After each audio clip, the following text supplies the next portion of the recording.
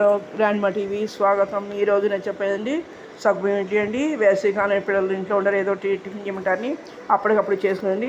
ఎక్కువ శ్రమ లేకుండా కాకపోతే ఒక అరగంట ముందు సగ్గుబియ్యం నానబెట్టుకుని రెడీగా ఉంచుకోవాలి. 2 సార్లు కడిగి రెడీగా ఉంచుకోవాలి. నానిన తర్వాత దాన్ని ఒక స్ట్రైన్లో వేసి వడగొట్టుంచుకోవాలి. అలాగే ఒక బాండి పెట్టుకుని దాంట్లో ఒక 2 స్పూన్లు ఆయిల్ వేసుకుని మినపప్పు, శనగపప్పు, ఆవాలు, పచ్చిమిర్చి వేసి బాగా వేయించుకోవాలి. వేయించుకుని బాగా వేయిన తర్వాత నేను ఒక గుప్పెడు జీడిపప్పు పలుకులు వేసానని కావాలని వేసుకోవచ్చు, లేకపోతే వేసుకోవచ్చు, కానీ పిల్లలు ఇష్టపడతారని వేసాను.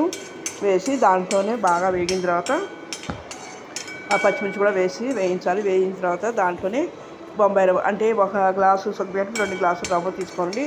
ఈ రవ్వను కూడా ఒకసారి అడికి పైకి బాగా వేయిస్తే ఇది మొత్తం దాన్ని కలిసిపోయి అంతా బాగుంటుంది.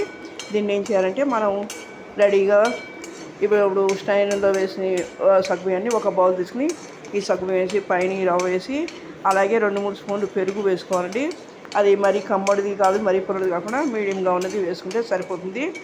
వేసుకుని దానికి రుచికి సరిపడ ఉప్పు వేసుకుని అడికి కలుపుకుని దాంట్లోనే సన్నగా తరిగిన కొత్తిమీర, కరివేపాకు వేసి అడికి కలిపి రెడీగా మూత పెట్టి ఉంచుకోవాలి. ఒక 10 నిమిషాలు పక్కన పెట్టేసి ఉంచాలి.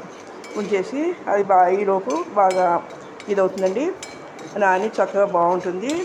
ఈ 10 నిమిషాల్లో మనం చట్నీ కూడా అన్నీ రెడీ చేసుకుని పుట్నాల పప్పు, వేయించిన పల్లీలు, 1 గ్లాసు పల్లీలు తీసుకుంటే పుట్నాల పప్పు ఒక గుప్పుడు తీసుకున్నాను. అలాగే పచ్చి కొబ్బరి వేసానండి, చిన్న ముక్క, అలాగే కొద్ది చింతపండు, పచ్చిమిర్చి ఇవన్నీ వేసి రెడీగా పెట్టుకోవాలండి. ఇప్పుడు ఇవన్నీ వేగిన తర్వాత మనం ఇవన్నీ ఒక బౌల్ తీసి కలిపి పెట్టుకున్నాం కదా, ఈ పిండి రెడీ చేసుకున్నాం కదా ఇడ్లీ వేయడానికి. ఇదంతా అయిపోయిన తర్వాత మనం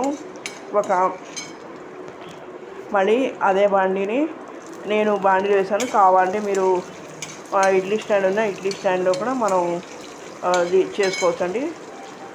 మనం ఈ ఇడ్లీ స్టాండ్ నేనేంటంటే అది బాండీ ఉంది అవైలబుల్గా ఉందని చెప్పి నేను దాంట్లోనే ఇడ్లీ వేసానండి.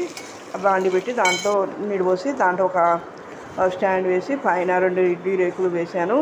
ఈ క్వాంటిటీ ఇడ్లీ 16 ఇడ్లీ అయ్యాయండి. అది నేను 16 ఇడ్లీ అయ్యాయి. చెప్పిన క్వాంటిటీకి మీరు ఎలా కావాలంటే అలా చూసుకోవచ్చండి. కావాలంటే ఇంకా కావాలంటే కొద్దిగా డబుల్గా చేసుకుని రెడీ చేసుకుంటే సరిపోతుందండి. ఇప్పుడు ఇడ్లీ స్టాండ్లో వేసి రెడీ చేసి మీడియం మంట మీద ఉడకనివ్వాలి. అవి ఒక 10 నిమిషాల్లో ఉడికిపోతాయండి. అది ఉడికేయలేదని ఒకసారి స్పూన్తో చెక్ చేసుకుంటే తెలిసిపోతుంది. ఆ ఉడికిన తర్వాత దాన్ని ఆఫ్ చేసి ఉంచేసేయాలి. వెంటనే తీస్తే తొందరగా రావండి. కొద్దిగా 1 నిమిషం ఇదైన తర్వాత ఒక 5 నిమిషాలు అలా ఉంచేసి పొయ్యి ఆపేసి అలా ఉంచేయాలి. ఈలోపు మనం చట్నీ రెడీ చేసుకోండి. రెడీ చేసుకుని మిక్సీ పట్టుకుని దాన్ని ఒక బౌల్లో తీసుకోవాలి. బౌల్లో తీసుకుని తాలింపు వేసుకోవాలి. మినపప్పు, ఆవాలు, జీలకర్ర, ఎండుమిర్చి, కరివేపాకు వేసి దీన్ని తాలింపు వేసుకోండి. అలాగే రెడీగా ఉన్న ఇడ్లీ ఒక ప్లేట్లో తీసుకుని ఈ చట్నీ సర్వ్ చేసుకోండి. అంతేనండి. లైక్ చేయండి, షేర్ చేయండి, సబ్స్క్రైబ్ చేయండి.